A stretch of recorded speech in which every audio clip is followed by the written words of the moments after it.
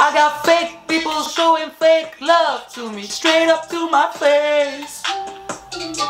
Straight up to my face. Salut tout le monde, j'espère que vous allez bien. Moi ça me saoule parce que comme d'hab, hein, là je sais pas, on est en Angleterre maintenant, il pleut tous les jours, il fait trop moche et du coup j'ai l'impression que ma lumière est dégueulasse. Mais sinon à part ça, ça va. Et voilà, il pleut encore. C'est incroyable. Comment voulez-vous qu'en mai on fasse ce qu'il nous plaît, hein, avec un temps pareil? Mais c'est fini pour le point météo. Aujourd'hui on se retrouve pour une vidéo en mode un peu Black Mirror, hein. Car depuis quelques années, je sais pas si vous avez pu tomber sur des profils dans le genre, mais on a pu remarquer l'apparition d'influenceurs virtuels ou d'influenceurs qui n'existent pas. Entendez par là que ce sont clairement des avatars ou des créations 3D. Les anglophones les appellent les CGI influencers pour Computer Generated Imagery ou aussi effets spéciaux numériques en français, mais c'est un peu moins stylé. Et si j'avais envie de faire cette vidéo, déjà c'est grâce à ma très bonne amie Laura. Merci Laura si tu passes par là. Car depuis mars 2021, la France a pu voir arriver sa première influenceuse virtuelle. Si c'est la première fois que tu vois ma tête, déjà bienvenue, enchantée. Installe-toi confortablement, j'espère que le contenu te plaira. Si c'est le cas, n'hésite pas à liker, partager, commenter, c'est comme ça que vous me donnez de la force. Et évidemment, si tu es un ou une abonnée, je te dois un accueil encore plus chaleureux. Je suis trop contente de te revoir, je t'aime gros comme ça.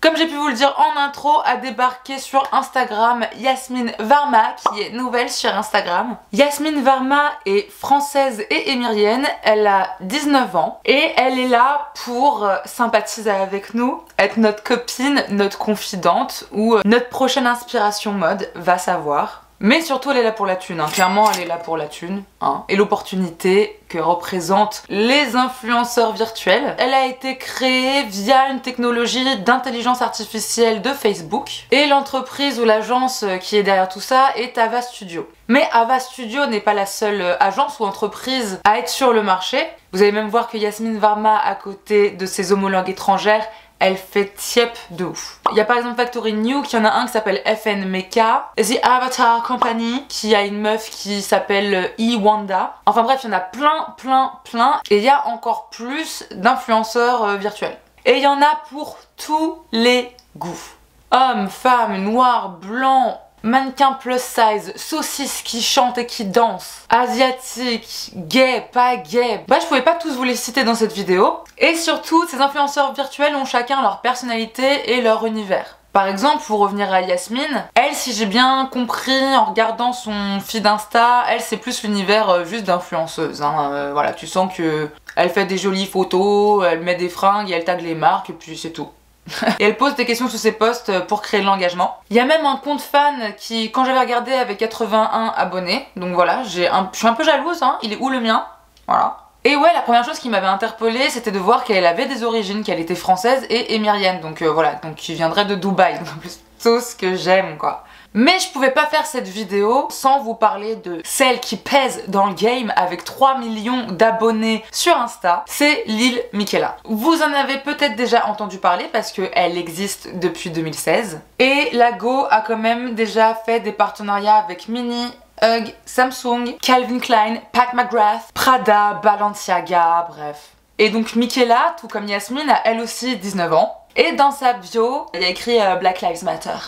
L'audace! L'audace car je rappelle que Lil Miquela n'existe pas. Elle aussi a des origines, hein. Elle serait brésilienne et espagnole, mais de nationalité américaine. Et elle aurait gagné à peu près 10 millions de dollars en 2020. Voilà. Elle n'existe pas. Elle n'existe pas. Mais le plus ouf, c'est qu'en 2018, le magazine Time la place dans les 25 personnes les plus influentes d'internet. Et c'est là que l'épisode de Black Mirror commence, tu vois. C'est là. On est en plein dedans.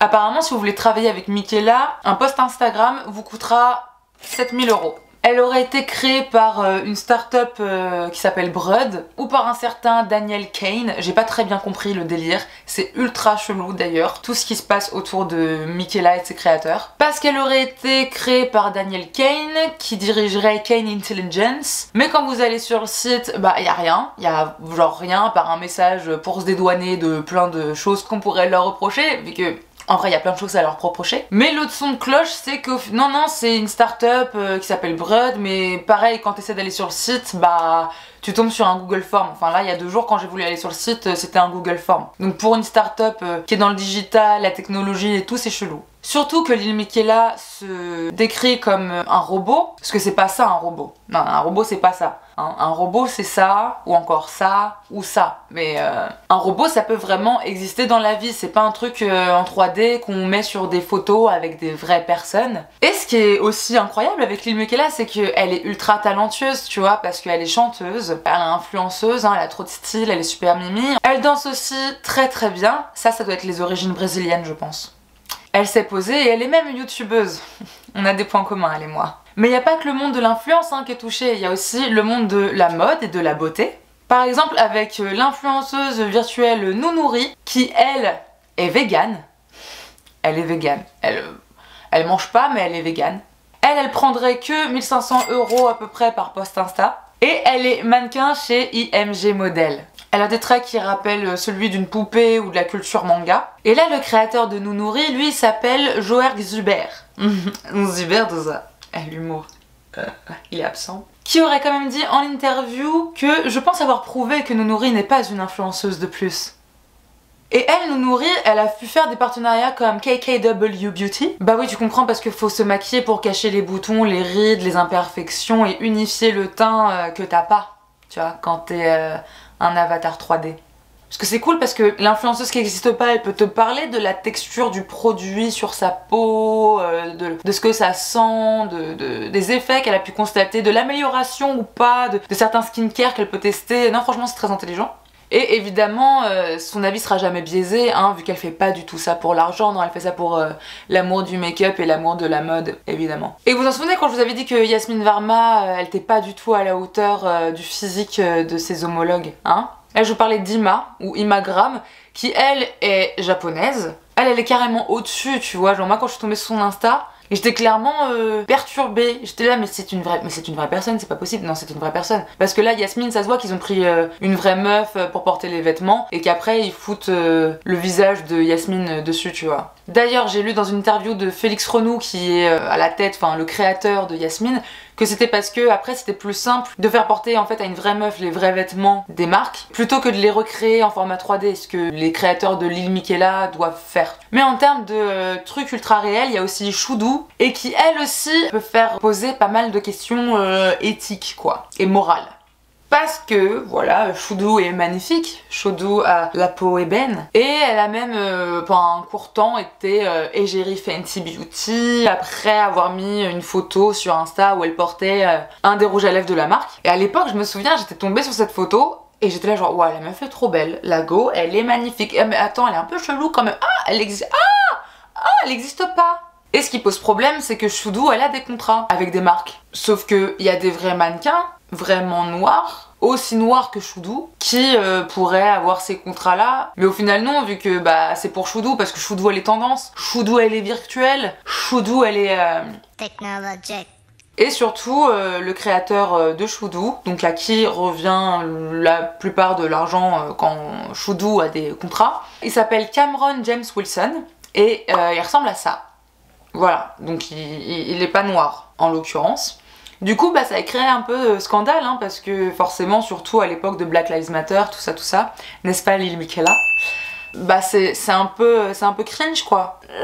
Après Cameron se défend en racontant que Choudou n'est qu'un projet artistique et que quand il a créé Choudou, c'était pas du tout dans le but de se faire de l'argent, mais au final il s'en fait quand même. Cameron a même créé la première agence de mannequins virtuelle. Voilà, Black Mirror je vous dis, Black Mirror. Et c'est encore plus cringe et bizarre quand tu te dis que le gars ressemble à ce qu'il ressemble et qu'il se fait de la thune avec des mannequins. Alors que bon, on va pas se mentir, si lui voulait être mannequin, ça aurait été plus compliqué. Même si maintenant, la mode dans le mannequinat, c'est aussi le physique atypique, la différence qui fait ta force, et que maintenant, les mannequins plus size sont totalement démocratisés. Au final, maintenant, les persécutés deviennent eux-mêmes diffuseurs d'un message qui a pu eux-mêmes les opprimer, fut un temps, tu vois.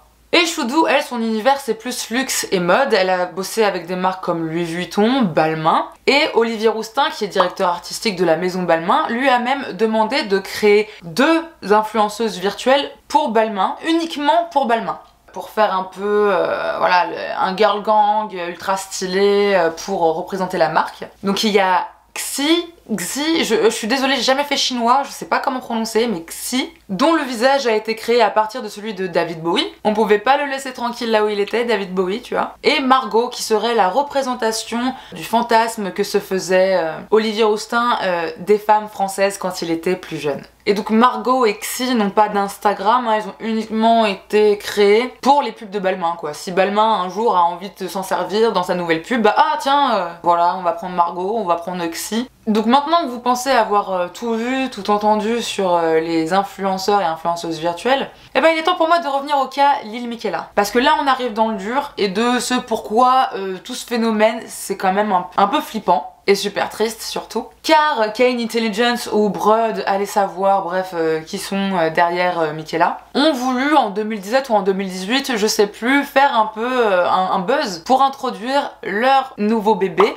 qui était Bermuda à l'époque. Donc Bermuda, pas comme le short immonde, mais plus en référence aux îles des Bermudes. Et donc ils ont voulu créer le buzz parce que Bermuda avait piraté le compte de Lil Miquela, parce qu'elle voulait pas dire qui elle était réellement. Un robot, ce qu'elle n'est pas en fait. Donc Bermuda, elle aussi des origines, hein, ils ont chacun, voilà, faut toucher une communauté, tu vois. Elle est américaine. Et le truc le plus drôle, c'est qu'à l'époque, elle était ultra supportrice de Donald Trump. Voilà. Donc d'un côté vous avez une entreprise hein, qui vous crée une influenceuse Black Lives Matter et aussi, j'ai oublié de vous le dire, elle appartient à la communauté LGBTQ+. Oui, apparemment elle a des sentiments et même une sexualité, Lil Miquela, donc voilà. Et d'un autre, bah, la même entreprise, donc on va dire les mêmes personnes, crée une influenceuse qui est pro Donald Trump, voilà, donc qui a... Et ça diffère quoi, il y a un... Mais vous inquiétez pas, depuis 2019, Bermuda a mis sur ses réseaux qu'elle s'était détachée de Donald Trump parce que, voilà, sa politique au niveau des armes, elle était pas d'accord avec. Mais donc du coup, il y a de l'incohérence. Au final, il s'associe à des causes, mais uniquement pour l'argent. Hein. Il te crée en plus du drama, comme pourrait y avoir avec des vraies influenceuses, parce que Bermuda et Lil Miquela sont frenemies, hein, elles sont amies-ennemies un peu. Un coup, c'est sa meilleure amie, un coup, elles se clashent, enfin, voilà. Et elles ont aussi des fois des mecs, mais des mecs qui eux sont bien réels. Donc par exemple pour Miquela, elle sortait avec un mec, mais je suis tombée sur l'insta du boug en question et c'est un mannequin. Donc je pense que c'est un mannequin qui a été payé pour prendre des photos avec peut-être de l'air. Et du coup bah après il mettait du coup Miquela dans ses bras ou se tenant la main. Et le truc qui est encore plus cringe avec Miquela, c'est qu'en plus d'être activiste et pro changement de manière totalement... bienveillante, hein, ça vient, c'est sincère tout ça.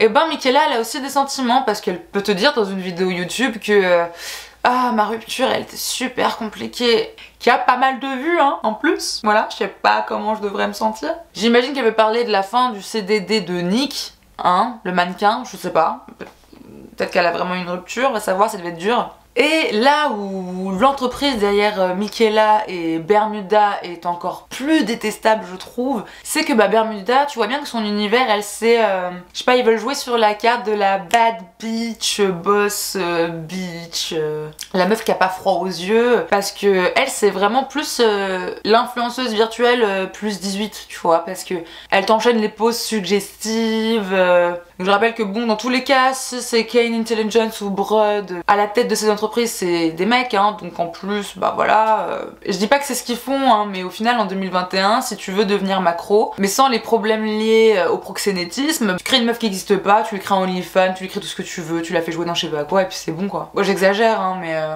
on peut en être là tu vois. Ils sont pas arrêtés là parce qu'il y a aussi... Comment il s'appelle? Ouais vas-y je me souviens même plus du nom.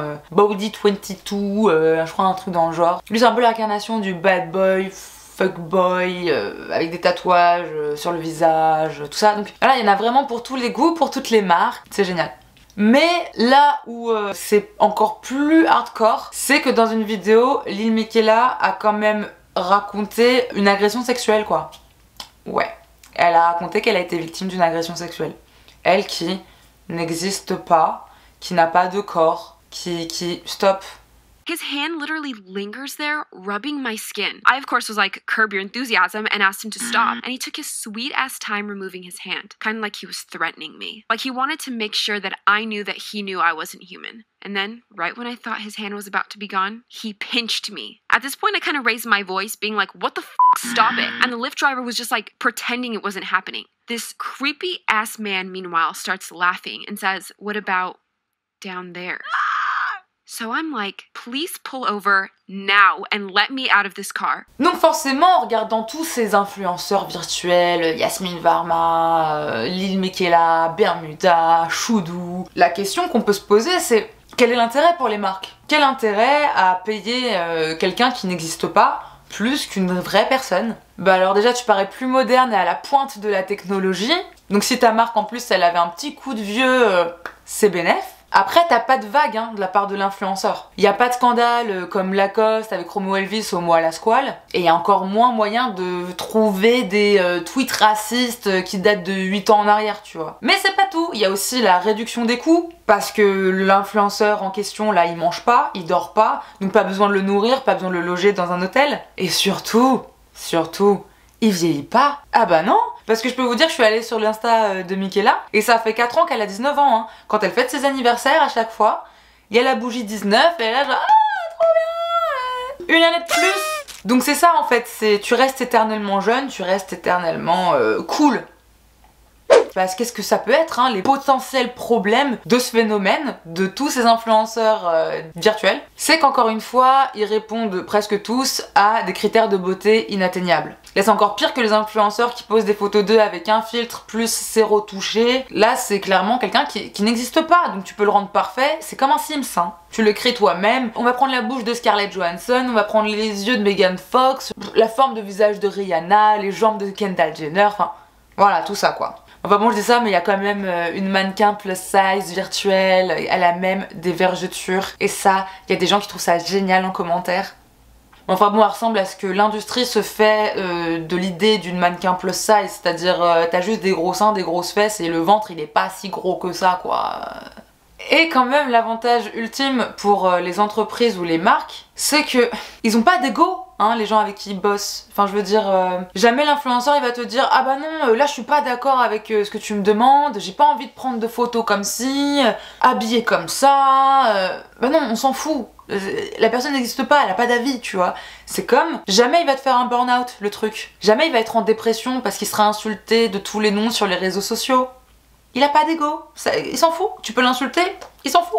Ça n'existe pas. C'est encore mieux parce que là, t'as pas les contraintes des humains. Besoin ou envie de liberté, sentiments comme la jalousie, l'envie, ou des pulsions amoureuses, ou des trucs comme ça, tu vois. Non, y a pas. Pareil, pas de problème avec la drogue, l'alcool, rien de tout ça. Et je rappelle que ces influenceurs là, ils souffrent pas de la crise du Covid. Les vrais influenceurs, t'as l'impression qu'ils en souffrent pas non plus. Mais je veux dire, les influenceurs virtuels, tu veux qu'ils fassent de la pub pour ton hôtel à Sao Paulo, bah pas besoin de lui payer un billet d'avion pour qu'il aille à Sao Paulo, t'envoies toi-même une photo de Sao Paulo, puis après on te Photoshop tout ça, ou je sais pas avec quel logiciel on fait ça, mais tu vois, y a pas ces contraintes là, y a pas ça. Ça ne dort pas, ça ne mange pas, ça ne boit pas, c'est virtuel. Mais ça véhicule aussi des standards inatteignables autres que ceux de la beauté. Par exemple, Lil Miquela, elle peut être partout, tout le temps. Bah oui, parce qu'il y a vraiment une dizaine, voire peut-être une vingtaine de personnes derrière elle. Il y en a qui vont te faire les scripts de la vidéo YouTube, il y en a qui vont la monter, il y en a qui vont la prendre en photo, il y en a qui vont s'occuper de la tenue. Enfin, les gros influenceurs qui existent dans la vraie vie, c'est un peu la même chose aussi. Tu vois, ils peuvent te produire plus de contenu parce que c'est pas eux qui font tout. Mais là c'est encore pire. Là c'est encore pire parce que du coup les gens, le public ou même pourquoi pas va savoir les marques peuvent se dire mais attends mais moi je vais aller voir Lil Miquela parce que si je vais voir Shira et que Shira je lui demande de me faire ci ça se trouve en plus elle va être chiante, elle va pas être d'accord, ça se trouve en plus la tenue elle va pas lui aller ou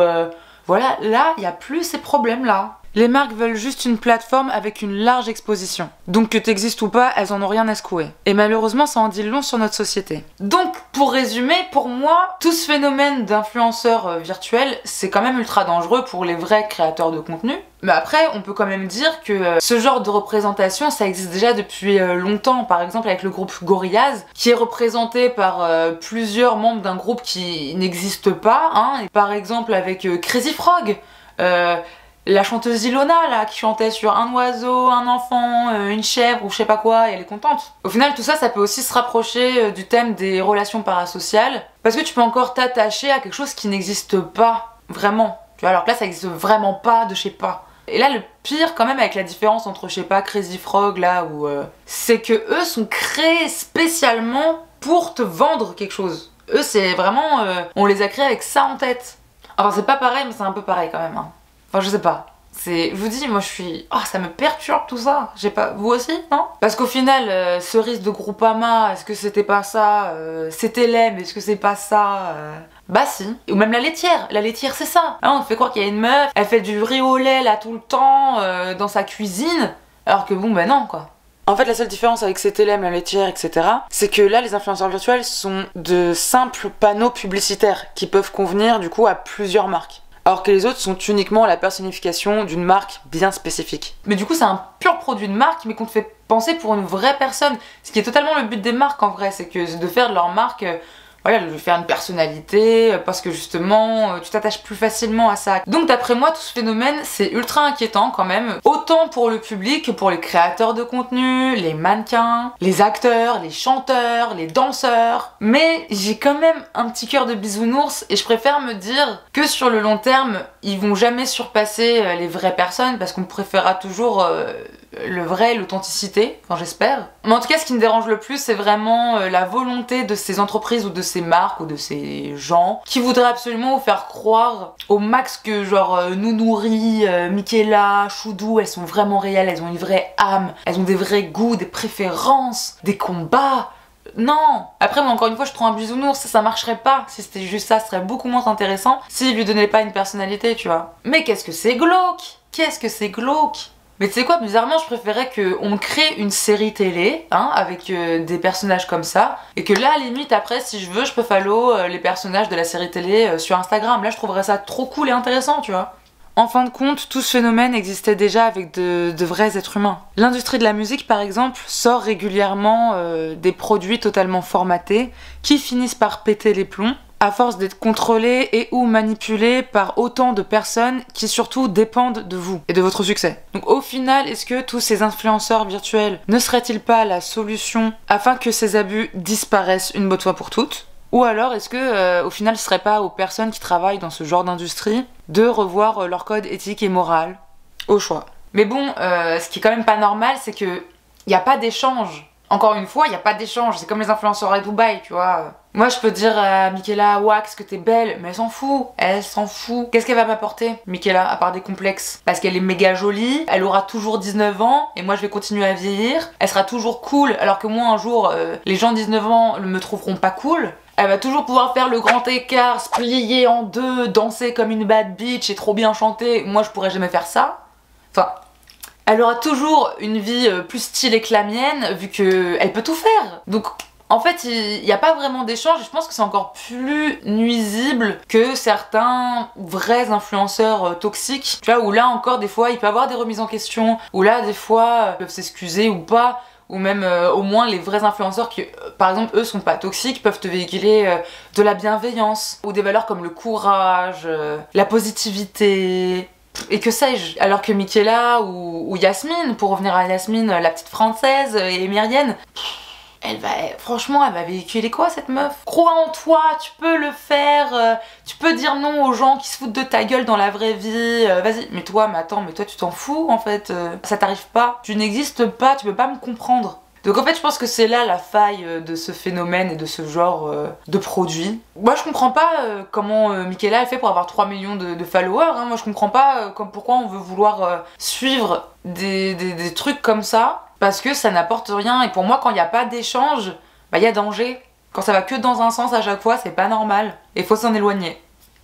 Comme d'hab, je vais vous mettre plein de liens dans la description qui pourraient vous intéresser, que j'ai pas pu forcément évoquer, ou alors qui sont allés beaucoup plus en profondeur que moi dans cette analyse, dans ce sujet. J'espère que la vidéo t'a plu. Si t'es encore là, s'il te plaît, mets un pouce bleu, ou alors commente, ou alors partage, ou abonne-toi, au choix, tout est gratuit. Parce que oublie pas, échange, tu vois, je t'ai donné une vidéo, si elle t'a plu, voilà.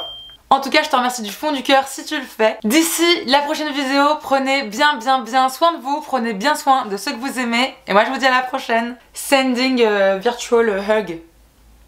Vu que tout est virtuel maintenant.